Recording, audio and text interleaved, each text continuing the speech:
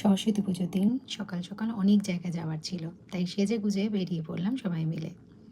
ফার্স্টে গেলাম হচ্ছে রিকের অ্যাবাকাস স্কুলে। ওখানে ওর একটা অ্যাডভান্স লেভেলের মেডেল নেওয়ার ছিল, সার্টিফিকেটও। তো ওখানে একটু সময় কাটিয়ে প্রসাদ নিয়ে বেরিয়ে পড়লাম রিকেট স্কুলে। রিকেট স্কুলে জাস্ট তখন পুজো শুরু হচ্ছে।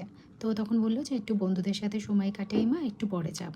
তো ঠিক আছে, আমরাও একটু স্কুলটা ঘুরে দেখলাম। তারপরে দেখলাম ওখানে রিকের ফটোও রয়েছে একটা জায়গায়।